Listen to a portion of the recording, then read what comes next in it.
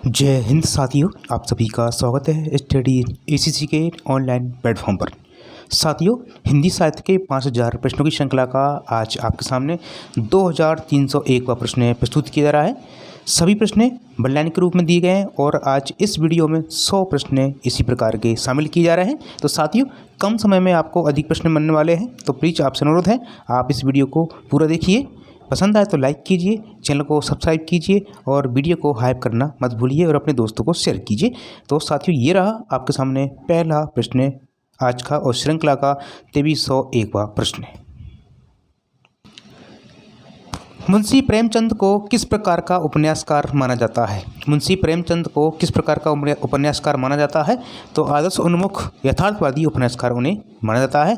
आदर्श उन्मुख यथार्थवादी उपन्यासकार माना जाता है। नेक्स्ट प्रश्न है आपके सामने, रंगभूमि उपन्यास में किस समस्या का विश्लेषण किया गया है? तो औद्योगिकरण के दोष का इसमें विश्लेषण किया गया है। रंगभूमि उपन्यास में पूंजीवादियों की किस नीति का विश्लेषण मिलता है? तो शोषक नीति का मिलता है। ओके साथियों, नेक्स्ट प्रश्न है आपके सामने, भारतीय मध्य वर्ग की आभूषण लालसा का चित्रण मुंशी प्रेमचंद के किस उपन्यास में मिलता है? तो उस उपन्यास का नाम है गबन। गबन उपन्यास में इनमें से किसका उद्भवन हुआ है? तो याद रखना साथियों, अंग्रेजी जो कचहरियाँ हैं उनकी जो है धमा चौकड़ी का उसमें उद्भवन हुआ है, प्रधान हुआ है। नेक्स्ट प्रश्न है आपके सामने, योग संबंधी कल्पनाओं से मंडित मुंशी प्रेमचंद का उपन्यास कौन सा माना जाता है? तो उसका नाम है कायाकल्प। ओके साथियों, कायाकल्प उपन्यास में किस प्रकार की कहानी कही गई है? तो कई जन्मों की कहानी इसमें कही गई है साथियों। ओके, नेक्स्ट प्रश्न है आपके सामने, मुंशी प्रेमचंद के किस उपन्यास में अनमिल विवाह की समस्या प्रमुखता से दर्शाई गई है? मुंशी प्रेमचंद की किस उपन्यास में अनमिल विवाह की समस्या प्रमुखता से दिखाई गई है, दर्शाई गई है? तो उसका नाम है निर्मला उपन्यास में। ओके, मुंशी प्रेमचंद जी का अपूर्ण उपन्यास अधूरा उपन्यास कौन सा है? उसका नाम है मंगलसूत्र। सेवा सदन उपन्यास में मुख्य रूप से किन समस्याओं का चित्रण हुआ है? तो दहेज प्रथा और अनमिल विवाह का इसमें समस्याओं का चित्रण हुआ है।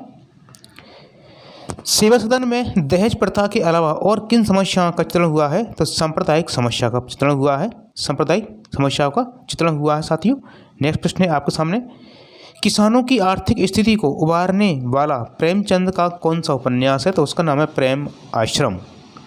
किस उपन्यास में प्रेमचंद के द्वारा आर्थिक वैषम्य को समाप्त कर राम राज्य की कल्पना की गई है?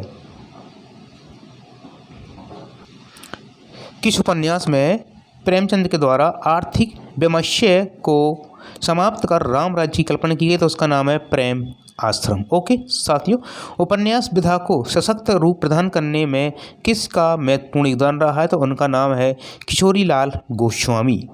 नेक्स्ट प्रश्न साथियों, मुंशी प्रेमचंद ने किस उपन्यास में अंग्रेजों के अत्याचार का विश्लेषण मिलता है? उसका नाम है रंगभूमि। भारतीय शिक्षकों की चरित्रहीनता का विश्लेषण प्रेमचंद ने किस रचना में, किस उपन्यास में किया है? तो उसका नाम है रंगभूमि में किया है साथियों। नेक्स्ट प्रश्न है आपके सामने, बेईमानी एवं नारी के विभिन्न चरित्रों का उद्घाटन किस उपन्यास की विशेषता रही है? तो उसका नाम है गबन उपन्यास की रही है। किशोरीलाल गोस्वामी द्वारा रचित उपन्यासों की अनुमानित संख्या कितनी बताई गई है? तो उसका जो टोटल संख्या है 65। हृदय हारिणी की रचयिता कौन है? तो किशोरीलाल गोस्वामी है साथियों। श्यामा स्वप्न किस शैली में लिखा गया प्रथम उपन्यास है? तो ये साथियों किस जो है ये लिखा गया आख्यायिका शैली में लिखा गया। ओके साथियों, आख्यायिका शैली में लिखा गया उपन्यास है श्यामा स्वप्न। प्रेमचंद के किस उपन्यास में राम राज्य की परिकल्पना निहित है या की गई है? तो उसका नाम प्रेमाश्रम। आ चुका है प्रश्न ये। जासूसी उपन्यासों की शुरुआत का श्रेय किसे दिया जाता है?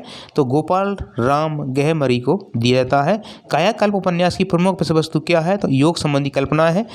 निर्मला उपन्यास किस सामाजिक बुराई पर आधारित है? तो अनियमित विवाह पर आधारित है साथियों। ओके, नेक्स्ट प्रश्न है आपके सामने, मंगलसूत्र को किस श्रेणी का उपन्यास माना जाता है? तो अपूर्ण उपन्यास है ये। जो आभूषण लालसा के कारण उत्पन्न समस्याओं का चित्रण किस उपन्यास में हुआ है? तो ये प्रश्न अच्छा है, गबन उपन्यास में हुआ है इसका चित्रण। मुंशी प्रेमचंद का वह उपन्यास जो औद्योगिकीकरण के दोषों को उजागर करता है तो उसका नाम है रंगभूमि। हृदय हारणी किस प्रकार का उपन्यास है? तो ये साथी ऐतिहासिक उपन्यास है। कैसा उपन्यास है? ऐतिहासिक उपन्यास है। प्रेमचंद का प्रथम प्रौढ़ उपन्यास सेवा सदन किन समस्याओं पर केंद्रित है? तो दहेज प्रथा है, अनमिल विवाह है और सांप्रदायिक समस्या पर आधारित है। कौन सा उपन्यास साथियों? सेवा सदन। हिंदी में तिलिस्मी अय्यारी उपन्यासों की नींव किसने रखी है? तो उसका नाम है देवकी नंदन खत्री। ओके साथियों, नेक्स्ट प्रश्न है आपके सामने, कायाकल्प उपन्यास में कितने जन्मों की कथा का उल्लेख मिलता है? तो कई जन्मों का मिलता है। प्रेम आश्रम उपन्यास का मुख्य लक्ष्य क्या प्राप्त करना बताया गया है? तो राम राज्य की कल्पना करना। कौशिक के भिखारिणी उपन्यास में किसका चित्रण किया गया है? तो सामाजिक कुरीतियों का शिकार बनी नारी की दयनीय स्थिति का चित्रण किया गया है। बनारसी दास चतुर्वेदी ने बेचन शर्मा उग्र के उपन्यासों को क्या संज्ञा दी है? तो घास लेटी साहित्यों ने कहा गया है। ओके साथियों, चंद हसीनों के खतूत किस प्रविधि में लिखा गया हिंदी का पहला उपन्यास माना जाता है? तो ये पत्रात्मक प्रविधि में लिखा गया है। किसमें? पत्रात्मक प्रविधि में लिखा गया उपन्यास साथियों। ओके, नेक्स्ट प्रश्न है आपके सामने, जयेंद्र कुमार के उपन्यासों में समाज की अपेक्षा किससे अधिक महत्व दिया गया है? तो व्यक्ति को अधिक महत्व दिया गया है। जयेंद्र कुमार का अंतिम उपन्यास कौन सा माना जाता है? तो मुक्तिबोध है उनका अंतिम उपन्यास।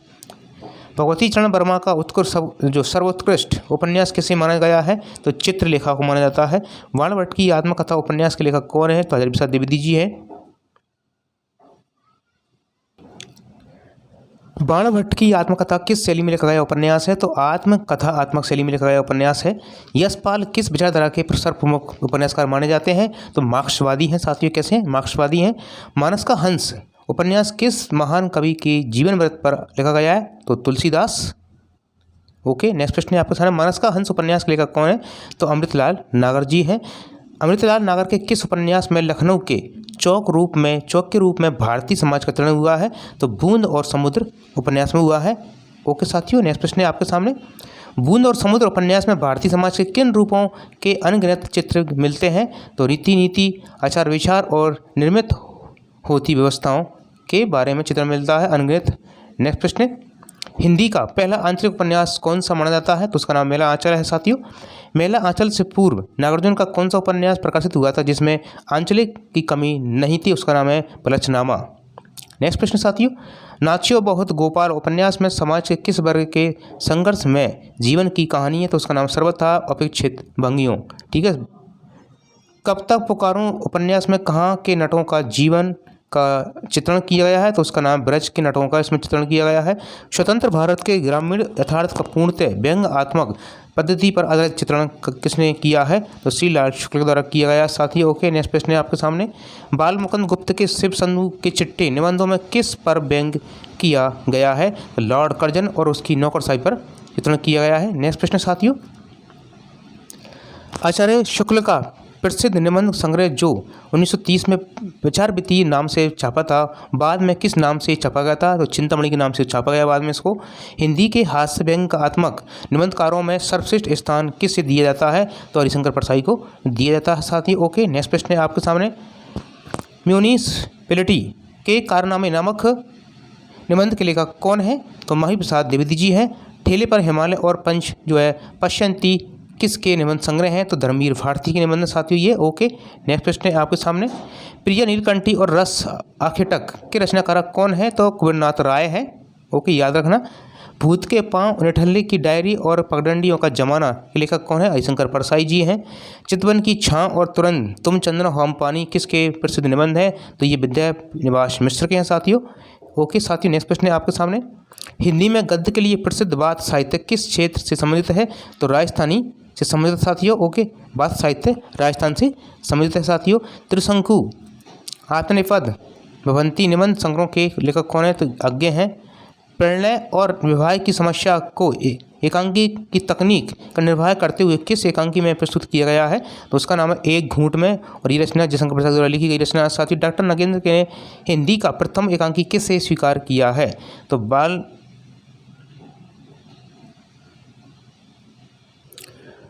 तो साथियों बादल की मृत्यु को स्वीकार किया है, और ये रचना लिखी गई है आपके डॉक्टर राम कुमार वर्मा के द्वारा लिखी रचना। नेक्स्ट प्रश्न है आपके सामने, अधिकार का रक्षक नामक व्यंग्य प्रधान एकांकी के रचनाकारक कौन है? तो साथियों उपेंद्र नाथ अक्ष हैं। ओके, नेक्स्ट प्रश्न है आपके सामने, डॉक्टर राघे राघव ने भुवनेश्वर प्रसाद के किस एकांकी संग्रह को हिंदी का प्रथम एकांकी माना है? उसका नाम है कारवा। ये कब प्रकाशित हुआ था? 1935 ईस्वी में प्रकाशित हुआ था। भुवनेश्वर ने अपने एकांकियों में मुख्य रूप से किन समस्याओं को उबारा है? तो सामाजिक, यौन और दाम्पत्य जीवन से संबंधित समस्याओं को उन्होंने उभारा है साथियों। ओके, नेक्स्ट प्रश्न है आपके सामने, एक और द्रोणाचार्य और फंदी नाटकों के रचनाकारक कौन है? तो शंकर शेष हैं। कौन है साथियों? शंकर शेष। कबीरा खड़ा बाजार में और हानुष नाटकों के लेखक कौन है? तो भीष्म सायनी है साथियों। कौन है? भीष्म सायनी। प्रसिद्ध नाटक घासीराम कोतवाल के लेखक कौन है? तो विजय तेंदुलकर है साथियों। कौन है? विजय तेंदुलकर। वेरी मोस्ट इम्पोर्टेंट प्रश्न है साथियों आपके सामने। नेक्स्ट प्रश्न साथियों, चरणदास चोर और आगरा बाजार नाटकों के रचयिता कौन है? तो हबीब तनवीर हैं साथियों। कौन है? हबीब तनवीर। मरजीवा और तिरचट्टा नाटकों के रचनाकारक कौन है? तो मुद्रा राक्षस हैं, याद रखना। ओके, नेक्स्ट प्रश्न साथियों आपके सामने, प्रश्न संख्या 2371, तीन एकांत और धूप का एक टुकड़ा किसके एकांकी संग्रह या नाटक कृतियाँ हैं? तो ये आपके साथियों निर्मल वर्मा की रचना है। सरस रस गंधर्व और खेला पालमपुर नाटकों के रचयिता कौन है? तो इसके साथियों जो है मणि मधुकर हैं, याद रखना। नेक्स्ट प्रश्न है आपके सामने, कला का तीसरा वाण और कलाकार की व्यक्तिगत ईमानदारी, ये सभी किसके निबंध हैं? तो मुक्तिबोध के हैं साथियों। किसके हैं? मुक्तिबोध के। शिखरों के सेतु नामक निबंध संग्रह किसके द्वारा लिखा गया है? तो ये शिव प्रसाद सिंह के द्वारा लिखा गया है। नेक्स्ट प्रश्न साथियों, इतिहास और आलोचना और जो है बकलम खुद किसकी प्रसिद्ध कृतियां हैं? तो ये साथियों नामवर सिंह की हैं। कौन की है? नामवर सिंह की। ओके, बकलम खुद किसकी रचना आई? तो नामवर सिंह की है। नेक्स्ट प्रश्न है आपके सामने, धरा गातीय है और एक योग एक प्रति के रचनाकारक कौन है? तो देवेंद्र सत्यार्थी हैं। कौन है? देवेंद्र सत्यार्थी। नेक्स्ट प्रश्न साथियों आपके सामने, जिंदगी मुस्काई और बाजे पायलिया के घुंघरू किसके प्रसिद्ध निबंध है? तो ये कन्हैयालाल मिश्र प्रभाकर के हैं, याद रखना साथियों। नेक्स्ट प्रश्न है आपके सामने, चक्कर क्लब और देखा सोचा समझा नामक कृतियों के लेखक कौन है साथियों? तो यशपाल है। कौन है? यशपाल। ओके, नेक्स्ट प्रश्न साथियों, कलम और स्मृति तथा कला और जोखिम किसके निबंध संग्रह हैं? तो ये निर्मल वर्मा के संग्रह हैं साथियों। चिंतन के क्षण नामक कृति के रचनाकारक कौन है? तो विजेंद्र स्नातक है। कौन है? विजेंद्र स्नातक है। आलवाल और लिखी कागत कोरे किसके निबंध संग्रह हैं? तो ये अज्ञे के द्वारा लिखे गए सभी का निबंध है। विषय विशिष्य और विषम औषधम नाटक में किसका चित्रण किया गया है? तो देसी रियासतों के कुचक्रों का चित्रण किया गया है। भारतेंदु हरिश्चंद्र ने किस वर्ष में बांग्ला के विद्या सुंदर नाटक का अनुवाद किया? तो 1868 ईस्वी में किया था साथियों। नेक्स्ट प्रश्न, किस नाटककार ने नारी के स्वाभिमान और उसके तलाक पुनर्विवाह की समस्या को उठाया है? तो किसने उठाया साथियों? जयशंकर प्रसाद ने। और किसने उठाया है? ध्रुव सावनी नाटक के माध्यम से उन्होंने ये किया है साथियों। ओके, तो याद रखना। नेक्स्ट प्रश्न है आपके सामने, हिंदी का पहला अभिनीत यानी मंच पर खेला गया नाटक कौन सा? तो उसका नाम है जानकी मंगल। लेखक हैं इसके पंडित शीतला प्रसाद त्रिपाठी, याद रखना साथियों। शीतला प्रसाद त्रिपाठी, वेरी सॉरी दोस्तों। राधा कृष्ण को हिंदी का प्रथम किस प्रकार का नाटक माना जाता है? तो रेडियो नाटक है ये। क्या साथियों? रेडियो नाटक है। ओके, नेक्स्ट प्रश्न है, पन्ना धाय और ढाड़ा रानी एकांकियों के माध्यम से त्याग और बलिदान का महत्व किसने प्रतिपादित किया है? तो चतुर्सेन शास्त्री ने किया है साथी। किसने किया है? चतुर्सेन शास्त्री ने। ओके, तन मन धन गुस्साई के अर्पण पैसन के लेखक कौन है? तो राधा चरण गोस्वामी है।